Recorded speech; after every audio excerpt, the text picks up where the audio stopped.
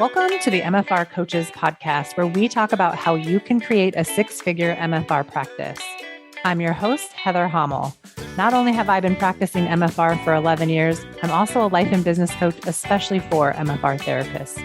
My goal is for you to understand how to get fully booked, how to talk to your clients, and how to make sure they understand what's possible for them with MFR treatment. I'm here to help you stop under-earning, overworking, and burning out. I'll lend support so you can create the MFR practice you've always wanted. Learn how you can do it too, even if you live in a tiny town, and even if you're just starting out, and even if you've ran your practice for years. Let's go.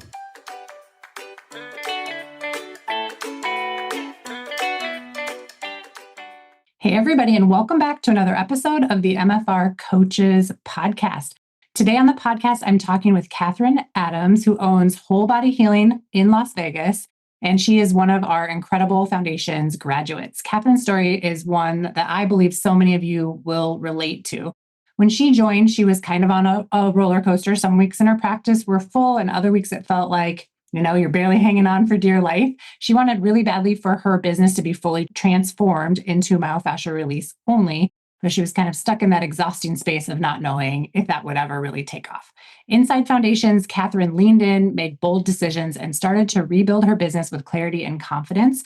From sending what she called the big email out to raise her rates, to discovering hidden blocks in her own systems, to hearing a client insist on paying her full rate, Kathryn's journey is packed with moments of fear, grit, and breakthrough.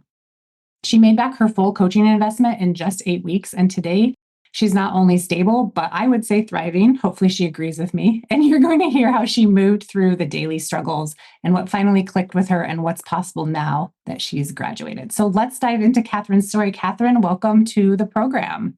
Thanks for having me. I'm excited. Yay. All right, let's get into this. When you joined in July of 2024, what was life and your business like behind the scenes? Can you kind of take us back to that point? Yeah, as hard as it is to recall, but I would say my life was good.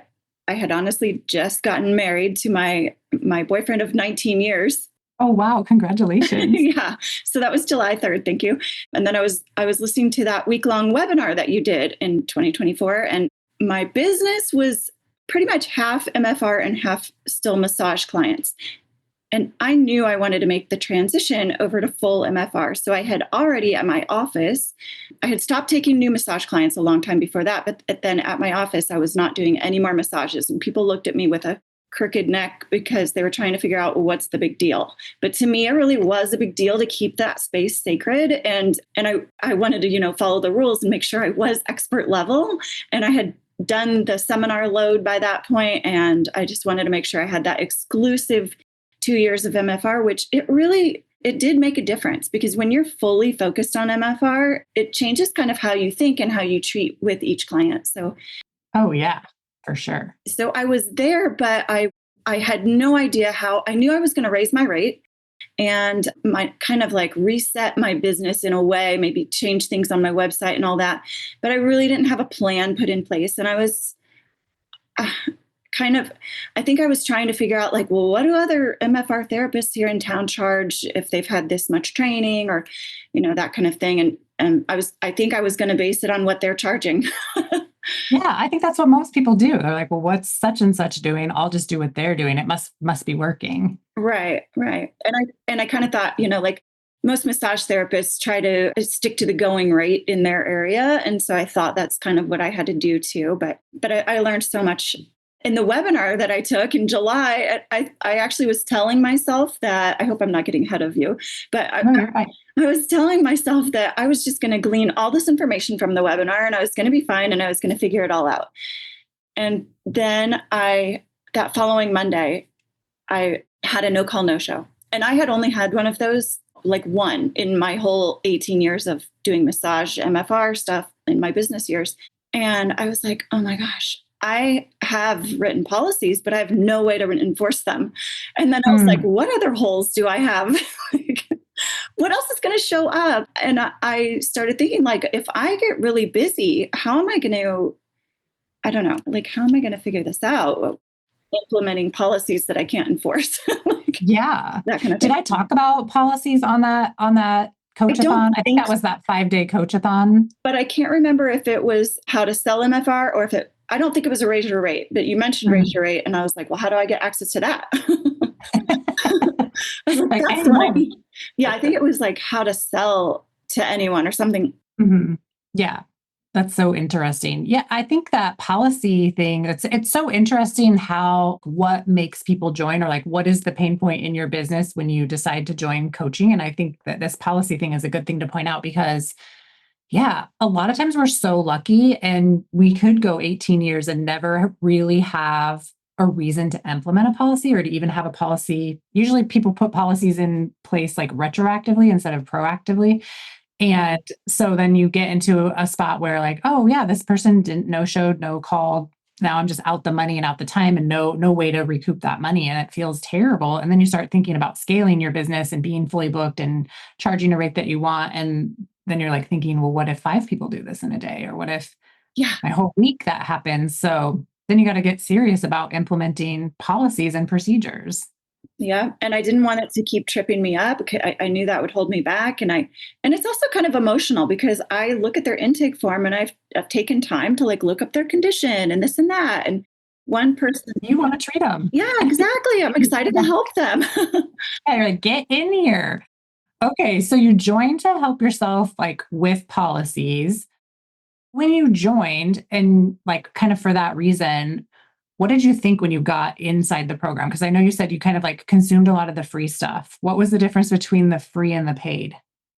Well, so I'll also say that I was hesitant about the cost. Just I had never really spent that much money on a thing before. Yeah. I was telling myself, but it's a whole year. And I was like, but well, you need it the whole year. Like I was pretty back and forth. And I talked to my husband about it and he was like, well, how much do you normally spend in a year for like your training? And I was like, oh, that's a good way because it's a business expense. Like, of course, comparing it to the seminars and the travel that we do and the time off work and all that. And I'm like, oh, duh. Okay, I'll sign up. Like I easily spend that on one seminar. Yeah, easy decision. Yeah. That's awesome. I could use that in my marketing to talk about that. Cause I think that that's a common objection, right? Is the cost of it. And that idea of like, I've never spent this amount of money, but it's really not true when you look about other business expenses and how much you're spending on your modality, but not on the actual business skills that you need to be able to implement that modality the best. So yeah, exactly. I'm glad you shared that. Glad you shared that. Well, that's yeah. also, being able to implement all of the, like we've learned the MFR techniques and we know how to treat clients and be with them and the bedside manner part, but all the business stuff. I mean, I've been an entrepreneur and I've run my own business and been an independent contractor and all that, but there was a lot that I was sort of missing and it was tiny little adjustments. So as you asked before, like as I got into the program and I really took it like being in school, like I had signed up for a class because there's so much information that you have in the portal. And I did like how you said, like, you can treat it like Netflix, just choose what it is that you need to focus on and work on and push play. And so that works while I'm at my desk. Like I started at the beginning because I kind of thought I needed all of it. And I'm nerdy like that, or I love that for you. Type A or whatever. I treated it like school. And then whenever I was taking a walk around my neighborhood or driving in the car, driving to work, I was listening to the replays of the podcast from even years before.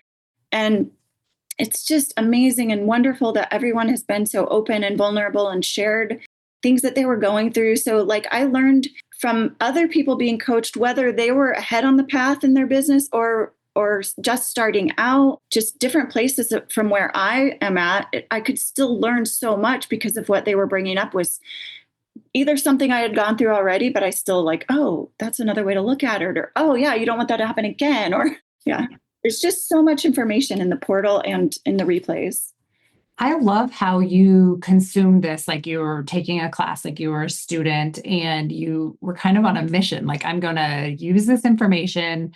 Because I think sometimes when we've had a business for a long time, we've been an entrepreneur, we can kind of think we already know it all, or like, what is there really for me to learn? And I think the question actually that we ask ourselves should be, what am I missing? And what don't I know? Not, is there anything left there for me to learn? Which that actually was like my attitude for a long time, and why it took me so long to ever get a business coach for myself, or even like ask questions, because I just figured I should know it all. And I already did.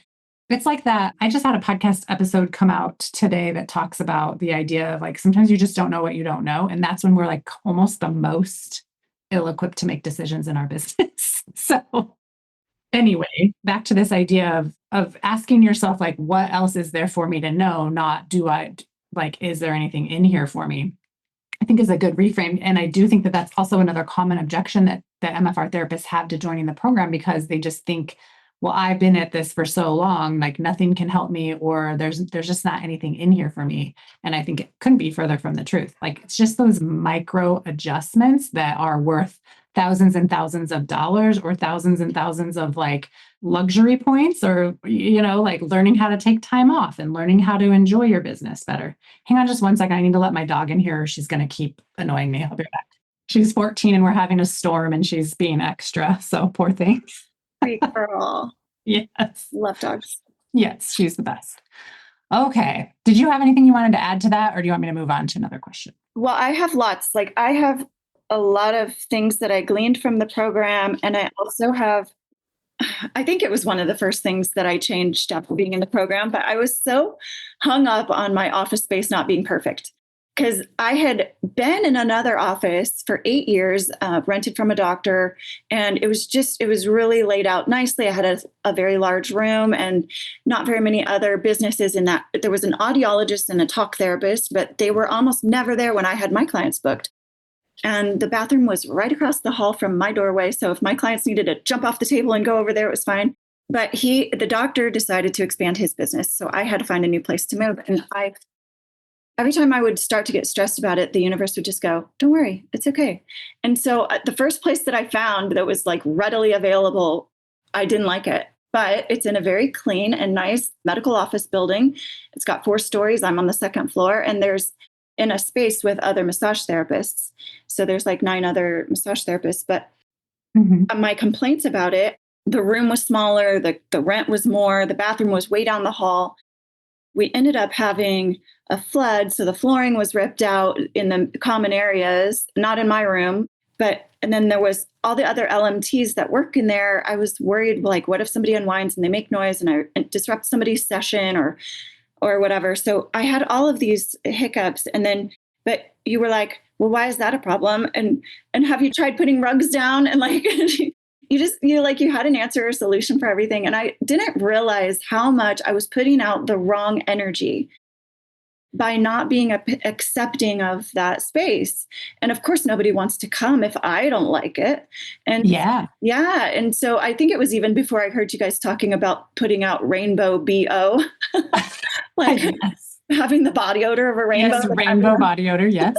That's hilarious. But once I put it together, I'm like, oh my gosh. And so I started going, okay, think about the good things of this office. It's safe. It's clean. Yes, there's other massage therapists. Like, I can refer to them. They can refer to me. And like, it's a very good energy space. The bathrooms are clean. Like, there's a parking garage. So Vegas heat on your car, I'm telling you, in the summer is bad. So in the parking garage, that's a perk. So I started focusing on the good things, and that really changed my energy around it. And then I got my little demand door. I totally copied you. You have a demand door. Yes. And I'm telling you, it's so weird. It makes a difference. If the door is open, does make a difference. Yeah.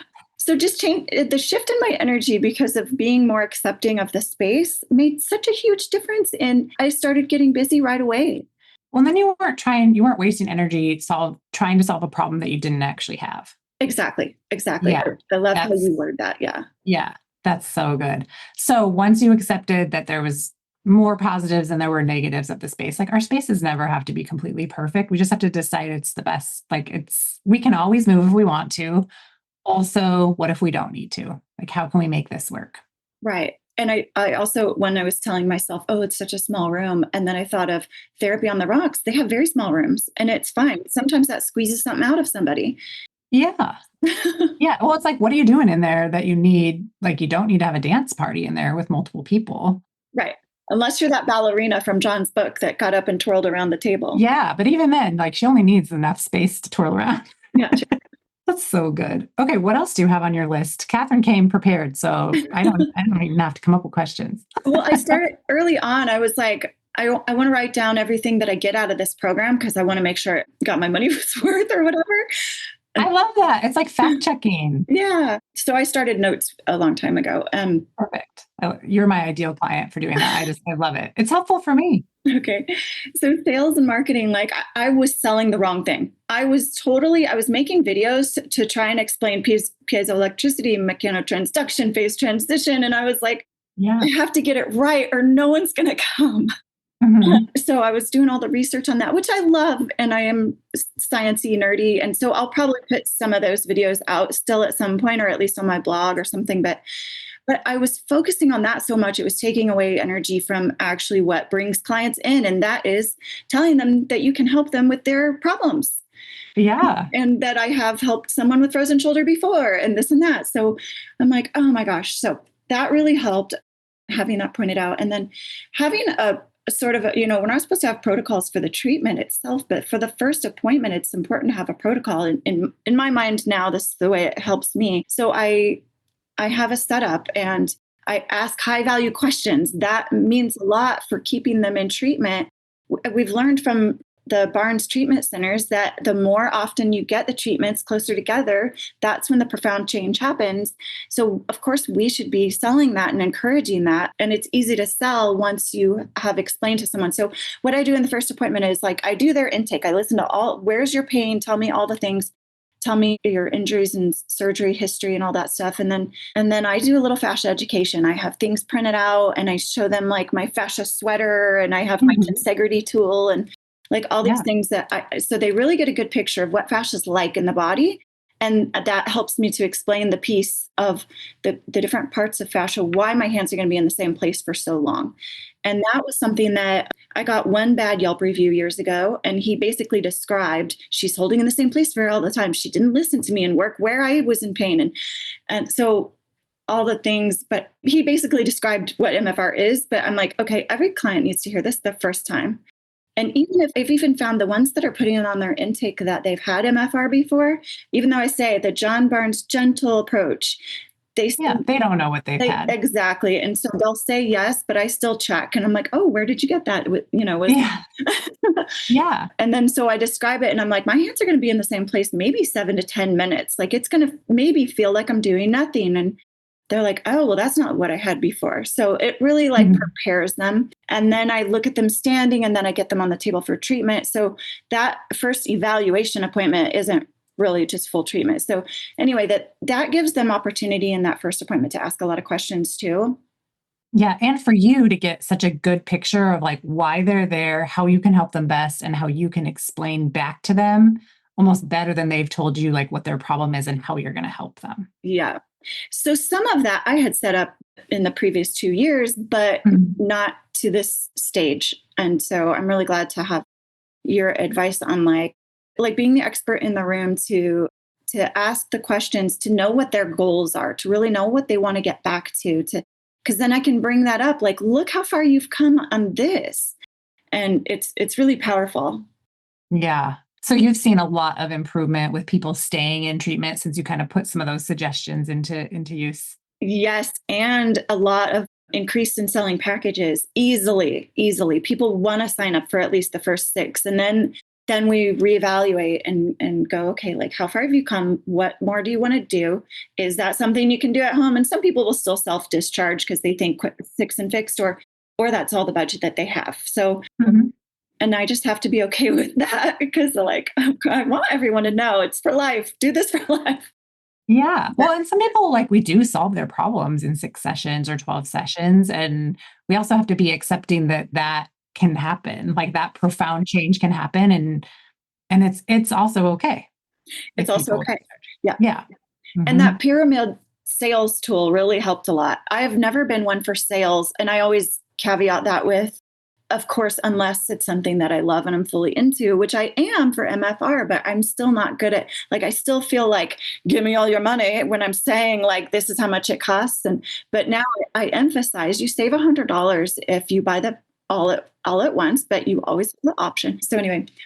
Well, and I like to just wanted to add something to that. It's like, I love the customer service aspect of us being willing to feel awkward while we're selling and we still sell anyway, and giving that opportunity to buy a package and having someone opt in and only have to make that one payment, that initial investment, for those 6 sessions. They're going to do it again later, but I think it creates a transformation for the client right then and there when they're opting into that level of care for themselves. And then they're not having to think about it every single time they come in. Like, they think about it the one time usually, and then they think about it again when they're going to buy it again. But to have the time between the first purchase and the second purchase, and they get all of that treatment in there, there's just something really magical about not having to think about money every time you come in for treatment. And we're providing that opportunity for them by us being willing to do that heavy lifting of saying, like, here's this offer. Do you want it? They can also pay as they go. But for some people, that makes it a really enjoyable situation. Totally. Yeah. It's like a list, but my eyeballs are now going, you don't need anything. Sounds like my eyeballs. Welcome. Oh, one of the first things that I changed was I was showing too much availability. I think I changed that even in that webinar week, because you pointed out it's harder for clients to make decisions. And I changed it. And then you were like, you're in charge of your schedule. Like, how many clients do you actually want to take every day? And I was like, well, honestly, 3 is the magic number for me. A 4 kind of feels, and I'm taking 4 quite frequently, because it's like, I'm telling people come in more often, and they're like, well, do you have room for, and I'm like, we can start your program in 3 weeks. Like, yeah, I love that. But I want to be able to squeeze them in because they're very excited about it too. So does it feel okay for you to take 4 in a day? Like, yeah, yes. But what I noticed is that sometimes I'm like, oh crap, I told them I'd send them this stretch video, because I make stretch videos for their self-treatment. I told them I'd send this research or that, or I had booked someone, rebooked for her next 3 appointments. I had put it in my regular calendar, but not in the booking system. And because I was so slammed, because I thought, oh, I'll do that between our appointments. Yeah. I almost didn't get it done in time. Like, because people were like booking online. Yeah. I love your demand door is working. So I've really gone from being an in-demand therapist where I was kind of taking clients at, okay, oh, you want the 8 a.m.? Okay. To only going, no, I start at 10. So I'm from on demand to in demand. No, wait. Ooh, I love that. That could be our podcast title. It's like your clients were demanding like to come in whenever, and you were like, yes. And then now it's more like, nope, this is when it is. Exactly. Yep. This is when I work. You can choose these spots. And that also, like, from an energetic aspect for yourself and for your business, is completely different. When you're always on demand for whatever someone wants from you, you have to be ready to go and ready to say yes. And you're saying yes to things that you mean no to. And that sucks. And then when you're in demand and you've created the demand and you have boundaries around the demand, then that's that commanding force where you know when you work, when you don't work, what's a yes and what's a no. So it is a little easier to it's different to open your schedule up to 4 people a day than it is to just like have from 8 to 10 p.m. open and you just work whenever. There's a difference. Yes, exactly. So now I open it from 10 to 6 with 4 possible spots. And then on some of the days, I'll block out the last spot. Like if I've already gotten to 12 appointments for the week, then I block out the remaining spots. And if I choose to fill in, I can, but I don't have to. But it's so much nicer to just like, I can have the choice to make more money if I want to, but I've set this up and I want to make sure this is true for you. But have you set it up for when you hit your 10 or 12 people, like you're making the exact amount of money that you meant to make? Yes. I love that. Yeah. Because a lot of people think that they need to see 20 or 25 people a week in order to have a legitimate business, but it exhausts me hearing them say that. Like, me same. I'm always like, excuse me, what's happening right now? Like, we've got to have a serious talk about this. I put a 45-minute block in between my clients' appointments because, well, one, I have to go all the way down the hall to the bathroom if I need it, but I also would like a How long is that hallway? Oh, I'm exaggerating. It's not that bad. I love it. Like, it's 6 miles long. I have hover around. I get in. But I also don't want to make anyone feel rushed. Like, some people are kind of out of it and they have questions afterwards. And so I have a 75-minute appointment time and I I treat for 60 of those minutes. And brain left.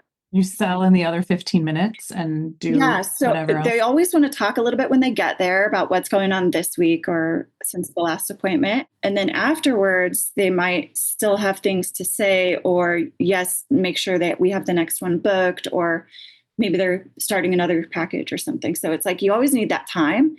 And I step out and let them kind of have a moment to stretch. And that's when I write everything on my soap notes. And then they open the door and I come back in for the rest of the session, for the rest of the 10 minutes or whatever, let's say.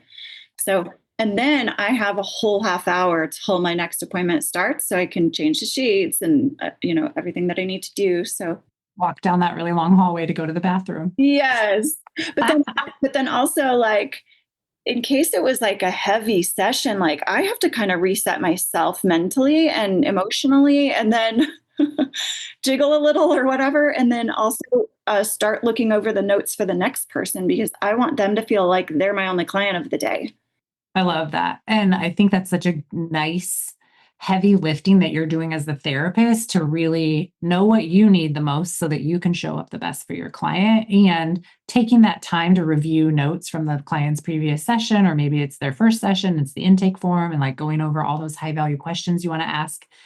It just makes you look and feel like you really care about the person that's coming in.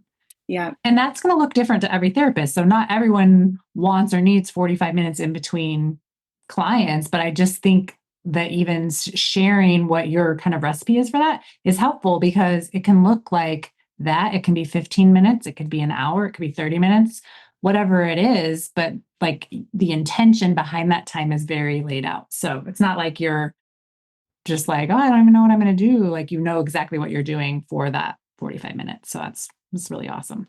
Yes.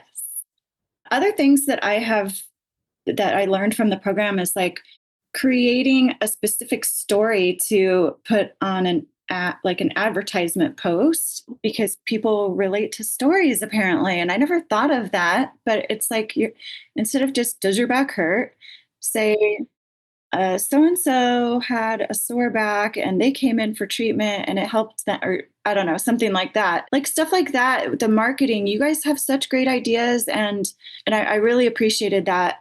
And I'm glad that's helpful, because I do think sometimes it's just reframing from like asking questions. Like so many people are like, does your back hurt? Do you have do you have a toothache? Do you have a migraine? And it's always a question. And if the person on the other end seeing that is thinking no, they're just like scrolling by that. But if you're like, does it hurt when you go to put your t-shirt on because you have a frozen shoulder? Or can you like not hold your pickleball racket? Oh my God. My mom's going to be so mad at me. Yeah, like saying those things that you're just saying a sentence instead of asking a question. And then someone out there is going to be more likely to relate to that and then like be like, yes, that's me. And they're going to want to read all of the information. And if not, they can just keep scrolling. That's okay too. Exactly. And then like money stuff, I was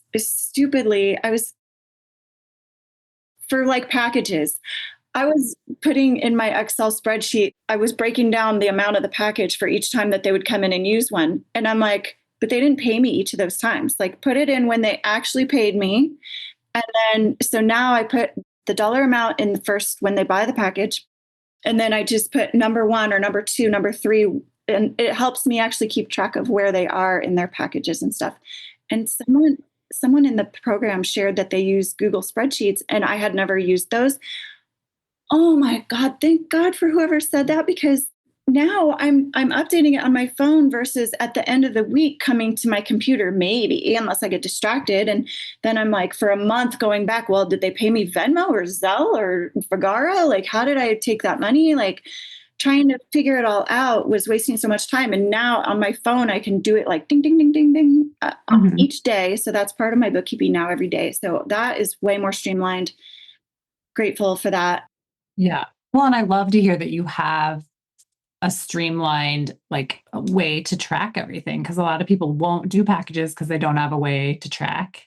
And it's like that can easily be solved with some sort of system. And it doesn't have to be a system you pay for. It could be as simple as a Google spreadsheet. Yep. It's super easy. I learned how to get and be fully booked even around vacations and like Tell me selling more. too much. Tell us how. How'd you do that? So I don't always tell the client that I'm going away or that That's fine. like I the think it's better. seminar. I'm usually like, yeah, I'm going to a seminar to get better at this. Yeah. I'm going to Quantum Leap this weekend. I can't believe it's Amazing. already mid-September. I just go, oh, that week's full. And in their mind, maybe they think, oh, because somebody's doing their series, and I do have, there's like 3 clients right now that are doing twice a week. So like, nope, so-and-so already has that spot. So, you're going to have to, Yeah. if you want They're to, in demand. yes, if you want that specific 10 a.m. spot, we're going 2 months forward. So it's really just, it's setting boundaries and sticking to them and knowing what I will and won't do. Yeah. Yeah. And how does that feel? Like, did you have to do any mindset work around that? Was that easy for you to set boundaries? Like, what were your thoughts about that? Yeah, I would have to ponder that. Like my brain's not helping me with that right now, but I do want to also say how grateful I am for the mindset part of the program. Like the management of your mind is so important. And I think I was kind of previously doing evaluations because I know I'd be like, well, that didn't go well, or what could you do differently? Like, but I wasn't making it like a priority and writing it on paper. And also, so the brain dumping and the CTFAR, like that program makes such a difference. And then just learning that, oh, also you can start with the action but understanding my feelings around things, like it helps to unpack like what's holding me back.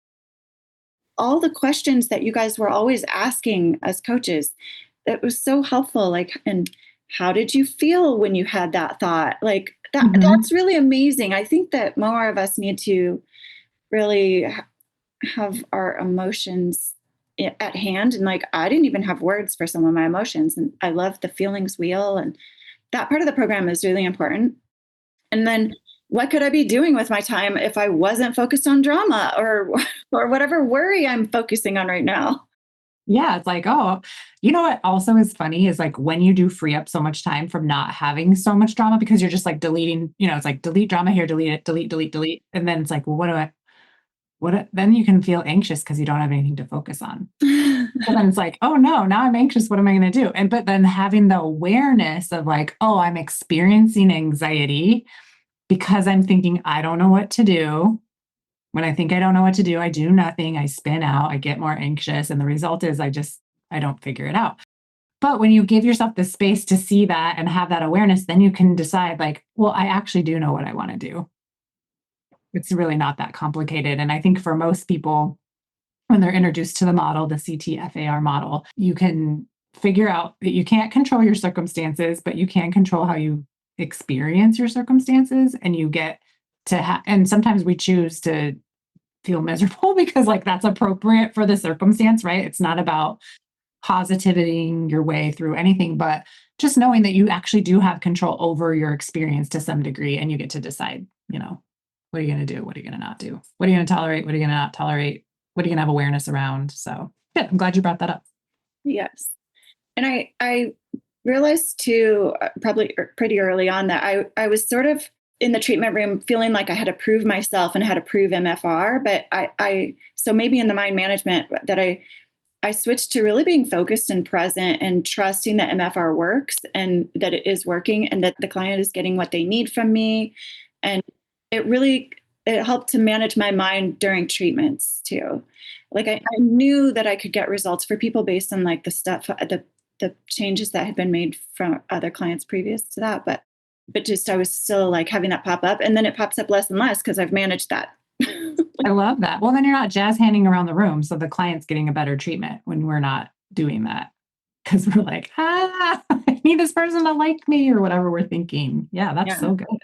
And I like that you said, touch them where it hurts, because honestly, yes, find the pain, look elsewhere for the cause. But sometimes, especially the first appointment, they need to be heard and listened to and know that they're being treated where it does hurt. So it makes a difference in how they're going to perceive me as a therapist too. Like, okay, she heard me, this hurts. But also then they can understand my concept or John's concept that, that it might be caused And I think John says, like, I think I got that from John. Like, I remember him saying at every seminar, like, touch them where it hurts, but then we're going to look elsewhere for the cause. And I do think that that is such an important connection point for us in the treatment room, is like really hearing what they need from us and like being able to regurgitate that back to them in many different ways. Like, I hear you and I'm going to help you. And yes, I understand you hurt here in your right upper quadrant. I understand that. And I think that I'm going to explore these other areas too, but we'll definitely, I'm not going to tell you where to start, but like, we're going to acknowledge that and make sure that they know that they're being heard. So important. Yeah. And I'm so grateful for the community and the other therapists that have gone through your program. I'm grateful for the coaches, but also like everybody that shared everything while they were growing their businesses. It's super powerful. It was one thing that I kind of had been wanting and not really getting at seminars. Like sometimes I would sit with other people for lunches, but I'm kind of a to myself person. So having that kind of online community, which I know is there in MFR Insight, but it was like another opportunity to kind of blend and grow and hear what other people were saying around the business aspect of it. And that was really big for me. Good. I'm glad. And then also, you have from here on out, you just wear your MFR coaching t-shirt to a seminar and you can find It's already a in my bag. I love it. You can find a handful of people that are like, oh, like you almost like belong to each other. Like you get each other at a different level somehow. I'm not sure what it is, but I do feel like we have created the best community within our MFR community with everybody in coaching. I agree. Yeah. Yeah. It's fun. I love that. I love if you go and you see a bunch of people or just one other coaching person, take a picture, send it to me. Yeah, okay. I love it. I love it. I love that. It makes me so happy. And it makes me so happy to see people going to seminars, being able to afford to go to seminars, but like having a life outside of seminars too. And yeah, it's good. It's all good stuff. You asked someone like, what's next for you? And I thought of all the things that I'm like, oh my gosh, I still haven't started sending out monthly emails. Like there's things that I learned in the program and that I plan to do. And I don't know how these people are posting like several times a week. I'm like, I don't have that kind of time. Kind of in the plans, I do want to have a little bit better online presence, but I did really work on that while I was going through the program. And so like redid my website and things and did make a couple of posts and learned how to post on Google business page. Like I didn't even know that was a thing. Yeah, whenever I make an email to my clients, I can also post it in my blog if it's like informational, and then I can post it on Google and on social media. So it's like really working for me 5 times. Yes. And every time you post like on your blog or on your Google, I think like the blog to Google is so important for your SEO and just getting, it increases that search engine optimization so that you get found easier and you stay relevant. You stay at the top every time you post on your blog or post to social media too, because I think even ChatGPT is like pulling people. Like someone told me like I come up in ChatGPT as responses to some stuff. Oh, cool. I'm like, that's wild to me. Yeah. And I think some other people in the program were saying like they come up as like someone was searching for something and they came up as a recommended therapist in their area through ChatGPT. Yeah, it's crazy. Interesting. Yeah. Mm-hmm. Another thing that I want to do is start teaching in-person myofascial stretch classes again. So I took Christine Wuschke's yoga teacher training years ago, and I love that Abigail has that program now. I think it's a really important piece that maybe a lot of us therapists are missing, because you can not only have that as a resource for your clients in between their appointments, or like if someone is discharged, then they can stay in there as maintenance, but you can bring in new clients that way, but then also reach people who are not yet okay with touch. Oh, yeah. That's a really good point. Yeah. Yeah. It kind of just opens it up to someone who would like never want to make an appointment to be touched, but would come to some sort of group program where they can just do the work themselves. Yeah. That's really good. Exactly. In a dark room where no one's staring at them. Like, yeah. Don't make eye contact. Sounds great. Sign me up. So that it's something that's important to me. And I used to teach yoga before 2020 shut down, but I was teaching myofascial stretching it was like a neighborhood country club type of gym. Mm-hmm. And so it did help get clients, but also like it just helped reach people that don't stretch at all. And so teaching them the myofascial stretching was really cool. So I want to pick that back up. That's good. What are your plans to do that? Like, when do you see yourself? Like, do you have a timeline in mind or like a goal for that to start? I mean, usually when I put things on a timeline, it's about 2 months out because I'm like, okay, this month you can catch up, and then that month you can plan that. And it's funny because I see my notes from like a year ago, and I'm like, I was gonna have that finished by March. Like, that's hilarious. And I'm like, I haven't even had time to put brain power into that yet. Yeah. Um, That's okay. I think having like a nice long running list and like checking it off as you go. And sometimes we make lists of things that we're actually never going to do because something leads us in a different direction. That's okay. true, true. I would like to look at the list of things that you've accomplished in the last year, just in relationship to this program. Like, it's so much. It is, yeah. I'm And it really wasn't exhausting and it wasn't like a lot of work. Like, what's your perspective on it? Like, was it easy? Was it harder than you thought? Like, are you impressed with your results? I'm really happy with how quickly I was able to take the information and make changes that mattered. And so much so that I feel this shift has happened inside of me that when you ask me, like, well, what was going on beforehand? I'm like, really, my brain has to really work on that because I've kind of changed as a person. I don't feel like anything was that difficult for me. A lot of the background business stuff I already had set up for years. What do you think is like, how do you think you changed as a person? Like, what do you think that was? Well, it's things like the how I am during a session, like not letting my mind run in the background, coming back into channel 3 quickly when it gets distracted is that happens faster, that kind of thing. And then just the confidence that I show up with as I mean, that it's interesting. The last 2 new clients this week, they both said, well, I'm here because I needed a specialist. And I was like, yes, I'm a Like, specialist. and that's me. They're talking about me. Yes, they're talking about me. Yes, it's you. Yeah. That's so cool. How Yeah. fun. So stuff like that. I do, I guess I'm presenting more confidently and knowing that I can help them. That's maybe the biggest part of it because it's like all this other stuff now isn't taking up my brain space. Yeah. So you get to show up as the specialist. And I think that messaging just permeates everything you do, right? It permeates like who you are as a person, like when you show up in the room, the things that you're posting online on your blog, and the things you say to your clients. And, by the time a client finds us, unfortunately, like they've probably been through a lot. But hopefully, the more work we do on making MFR mainstream by doing this micro work where you are just really making yourself show up as a better and better therapist, talking about MFR in a better way, selling MFR in a better way, that's what helps people to find us before they've been through a major crisis, right? Before they've been through a healthcare crisis where they didn't get the help they needed. They're probably going to find us sooner when they know that we exist out in the world and that really is on us to do that. No one's coming to save us. Like, we don't need to be saved. We just need to shout it out, like what we do and how we can help and who we help and what we do in the world. So I just want to I appreciate you being willing to show up as that specialist and putting that out in the world because that's what's making MFR mainstream. It's not how many like letters you have after your name. Yeah. Well, the fact that you noticed that this was a hole that needed filled, that's not the best way to say it.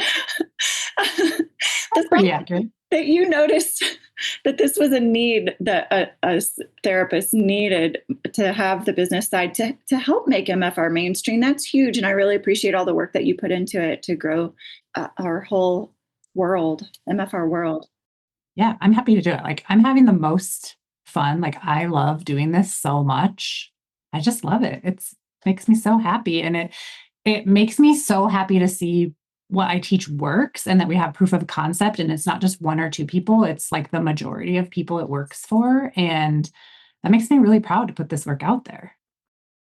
Yeah. In the same way I feel proud about like my MFR skills, It's like it's incredible that we have access to that kind of training and that people continue to learn it and do it and put it out in the world. It's really cool.